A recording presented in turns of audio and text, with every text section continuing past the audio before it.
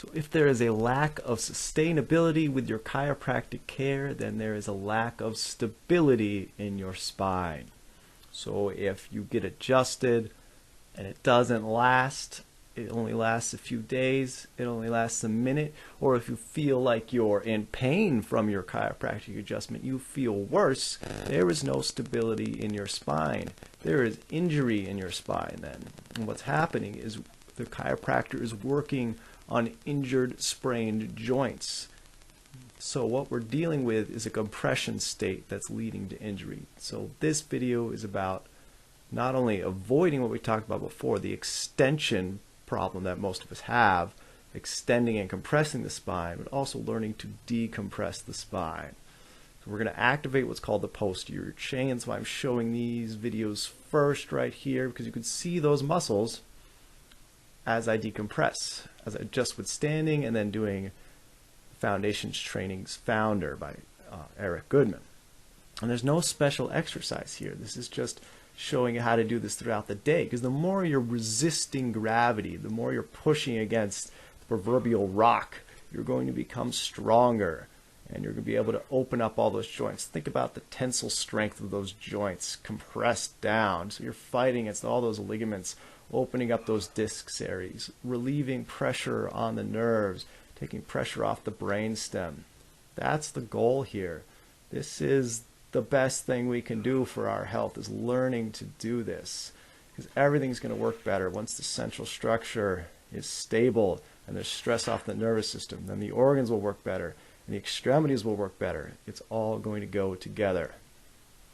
So I was actually thinking that the table was a good example for this, because what I'll see, especially with this table, is it'll slide sometimes. There's a section here and there's a lock. So even when it's locked, I noticed it would slide with certain patients. And I thought, well, this is obviously because these are the patients that are very rounded. So as soon as they lay, what's happening is we're getting that decompression naturally just from gravity. But in the last video we talked about the extension problem. So a lot of people, what I've been asking them to do is redefine, or just define what posture is. Most people are going to say it's standing upright, standing up straight. So we see the form that is bent, and we say, well, I don't want that. We need to stand up straight. But instead of lengthening this, what they're actually doing is keeping that rounded posture and just doing this, because it looks better. But when you lay down flat, what happens? The hips are forced to be level. So this is that forward pelvic sway we're talking. We're rocking. We're not actually changing the curve. We're just doing this little dance instead of actually decompression.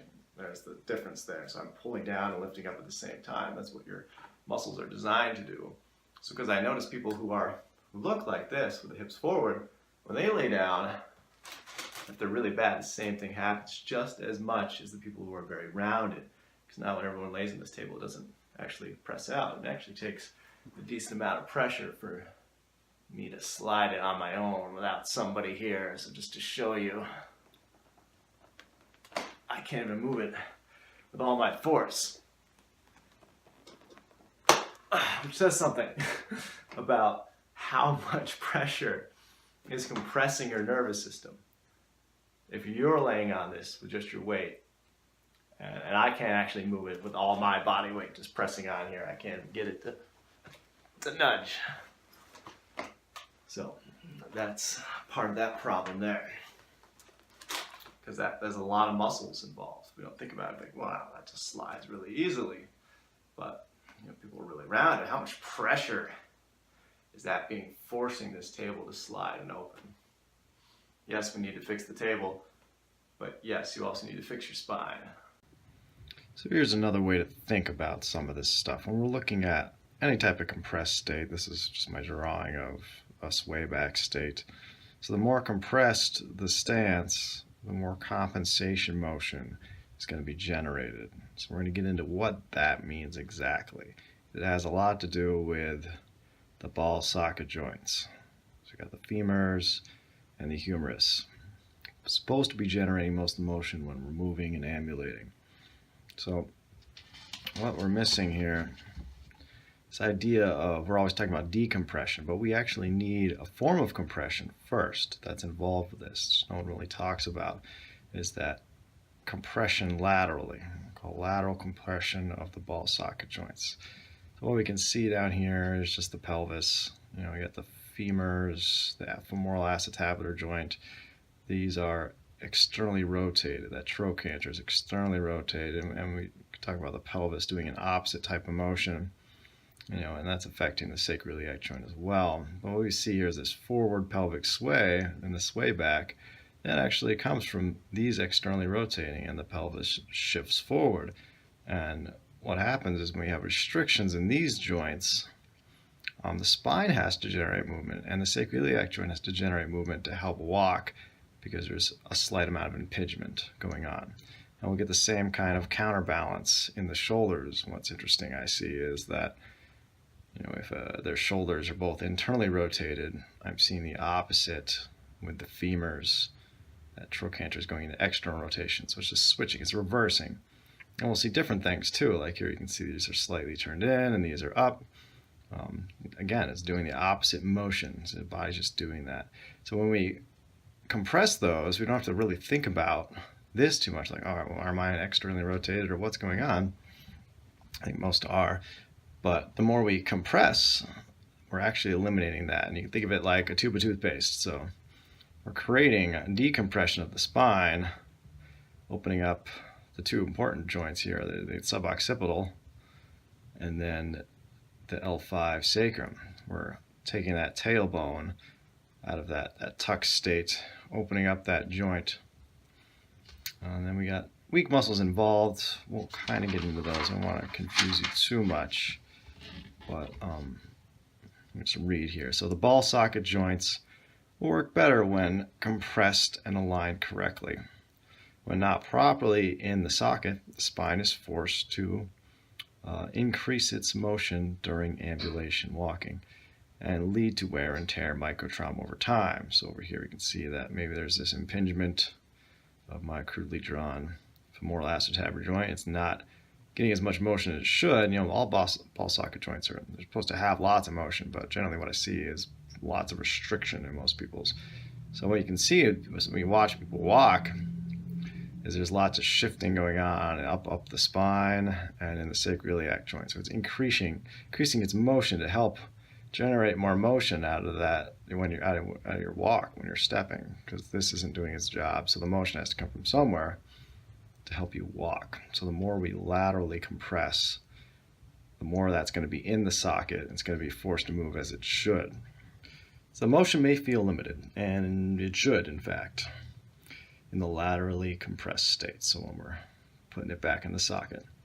So we have an increased use of the weakened or inhibited spinal stabilizer muscles. So those are these guys up here, what we call the posterior chain in foundation training, locking the spine down in a lengthened state, forcing the femur head to move. So we're getting that increased range of motion of the restricted tissue, areas of joint and muscle restriction, tightness, hypertonicity, scar tissue, stuff like that. Old injuries might even be a problem here. And then, so restriction compensation occurs in the spine. With restriction here, we're going to get the compensation up there in the spine and the sacroiliac joint. So again, watch others walk, observe the constant shift in the spine and the pelvis. This is joint tissue breakdown over time, microtrauma, right? So sitting in shoes are the two problems. So we got hypertonicity and inhibition. We have muscles like the iliopsoas, muscles like the gracilis. A lot of these muscles, they're causing that internal rotation, putting the femoral head back in the socket. And these muscles are weak because we don't use them when we walk as much, and shoes are actually part of the problem.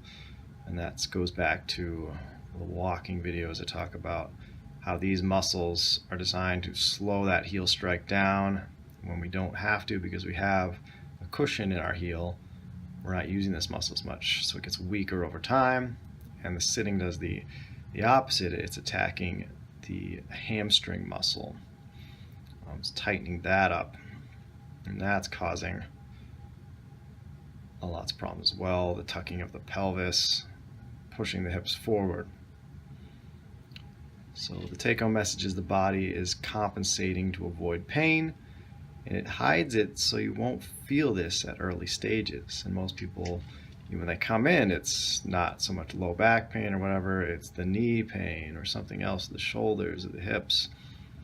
Because remember, if something's happening here, there's restriction here, hypermobility going up on the spine, the knee is going to take a hit too. And something else is going to have to change there. If there's restriction in one joint, usually rule of thumb is above and below are going to become hypermobile. They're going to increase their motion to generate and compensate for what's going on there.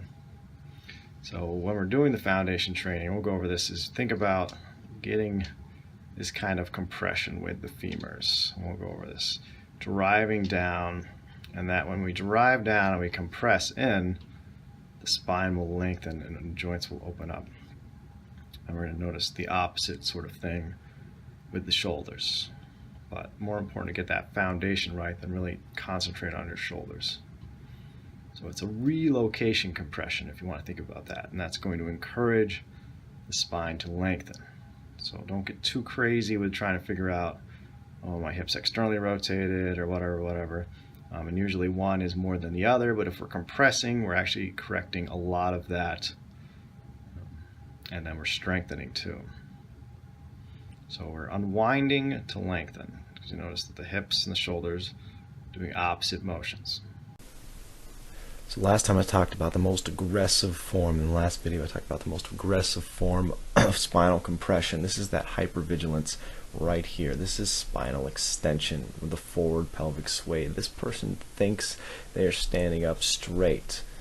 You can obviously see the distortions in the spine, and this is beyond normal. This is a serious issue. So we need to understand this is neurological stress. So I can go all day about the intricacies of how this is warping your joints and causing arthritis and hypermobility in the joints, and how the muscles are being imbalanced and compromising the central structure. But when it comes to the nervous system, you think I'm fantasizing, like people want to get out of pain, but let me tell you, this is the most important part. I'm not going to go into what happened to this man despite my warnings every visit. I mean, he laughed it off, and he never changed his ways. This is what he looked like every time. So let's think about this another way. So why would his body go to this place? To take stress off the spinal cord, so off the brainstem. But the dude obviously can't warp his posture anymore. I mean, this is where the seesaw battle comes in. Your joints are in so much stress and pain, trying to save your central nervous system, but something's got to give. He's literally about to fall over backwards. This is how he looks every time. I tell him the same story every time. If I don't say anything, and I'm like somber, and I'm looking at a dead man walking is what I'm doing. I see the path you're on, and all the misery you're going to go through, and I've warned you, and I've offered my free time to teach you, and give you this powerful knowledge, literally the greatest life hack ever, the central core to all health,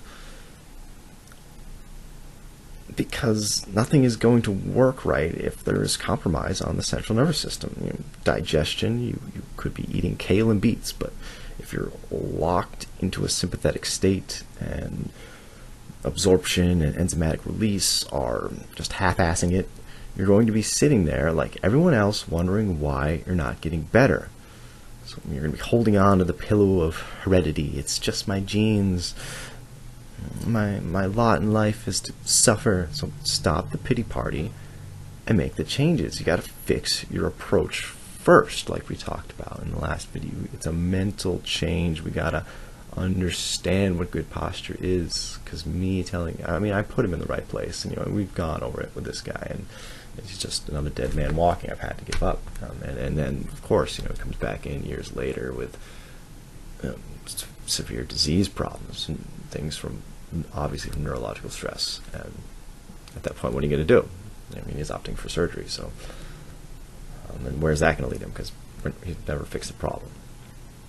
So we're going to talk about what correct posture is. We're going to start at basics, correct the mental issue first, our approach. Because people are like, oh, I just got to exercise, or I just got to stand straighter. I mean, you're taking the wrong idea and you're making it worse by just, that hypervigilance we're talking about. You're taking your lazy spine and you're compressing it into this extension. You're bending at the spine to make it look like you're standing straight, but really you're not. And as soon as I lay you down, and you can see how distorted you are. So let's start here, and I slowed this down just so you could see, so I could see that rounding of that mid-back that we have as my head is forward. And a lot of times we think we're standing up straight, we have good posture, we don't really see it, but we can see the distortions here that I just have, and how that head is being shoved forward. And a lot of times forcing your back to a wall or laying flat on the floor, you can see these distortions, and I see you when you lay on the table, so I know. And then spine doesn't lie. We see these things once we're forced to be level. So we're just taking that, and we can imagine that rounding and see what happens to it as I force a lengthening and a decompression here. So what we're talking about first is the hips turning opposite of the shoulders. This is unraveling that we're doing to help lengthen the spine, because the shoulders and the hips take a lot of the damage. So you can see what I'm showing here is that the pelvis pulls apart right where the sacroiliac joint is. So it's opening up that joint to a sprain injury. So the pelvis turns in external rotation because the pelvis turns into internal rotation because the trochanter is turned in to external rotation. So they're doing opposite just in that structure. There's two different joints there thinking about. So as the hip, we turn that in by engaging our deep hip flexor, our iliopsoas muscle, that turns that femur head in. And that's going to make tons of changes in your feet. So you notice your feet will grab better on the ground as the hips turn in. And that allows the pelvis to do the opposite and lock down. So again, we're thinking about the shoulders too. So the shoulders are going to be doing the opposite. Most people's shoulders are internally rotated, the pecs are really tight. So as we're turning those shoulders back, squeezing the shoulder blades, it drives the head upwards. And again, it creates this compression. Lateral compression is good, but we want superior decompression of the spine. So we're taking the shoulders and the hip joints, creating this compression. Hips turning into internal rotation, shoulders doing the opposite, turning into external rotation. This is going to create a lengthening of the spine. So this is the extreme version of how to get out of extension by going the exact opposite way. Not into the old man flexion posture, but going straight up. So we're showing the front view here first, showing that we're not raising the shoulders like everyone wants to do. We're leaning back. What you're going to do is think about your arms and your legs. You're driving your arms down, and you're driving your inner thighs together, as you can see here in slow motion. What you're seeing is this prying of the spine, and the neck's getting longer as the shoulders get driven down. That's the goal. It's the same thing is happening in the pelvis area. You can't see it as well, but those inner thighs are grabbing, and those trochanter bones are turning in, those hip bones are turning into internal rotation. So again, driving in, hips turning in. And you notice that even raising your arms here in this position becomes really tough, and should be that shakiness. And here I'm going into that founder. So the hips are driving back, and that's the opposite of what we have with the extension, because the hips go forward there. So that's how to correct it. That's why the founder is so important. Most people tuck their butt. I don't know why. They do this posterior pelvic tilt thing. And I'm just why I've made videos about like giving up on posterior pelvic tilt. And a lot of times it starts in the neck here, as I'm showing. My head's going back, and they kind of compensate into this pattern where they think that this is good posture. And we see this leaning back thing going on. And that's bowing at the spine, and it's bending and compressing and sandwiching it down. And you see that even though the abs feel tight, they're not short and tight. You want them short and tight. So here I'm creating a shortness, tightness to drive a lengthening. So as those hips, femur heads turn in and we lengthen, then we can think about tucking the pelvis at the very end. And that's only if, so some people, they're so tucked already that you have to get yourself lengthened first. You might notice that if your spine, your pelvis goes into a lot of anterior pelvic tilt, that tipping forward, then you can correct that. Most of all, lengthening is important, and usually the pelvis will be driven to where it should be. And then little things like raising the arm become tough again. You can see how tight that core is. I don't look that skinny normal, okay? So this is just an exaggerated form of that. I'm just hiding all that fat because I'm just sucking and lengthening and stretching it all out. And you can see how the body's really struggling there. You might have even seen my arches moving. So quick summary, shoulders go down, hips drive down, the spine lengthens. There should be no compression. This should feel uncomfortable. It should be tiring. Some people compress hard and they kind of shrink down and compress everything and they think that's tiring. You want to be lengthened. You want to feel the restriction, everything and the joints opening up. That is the goal. All right, take care.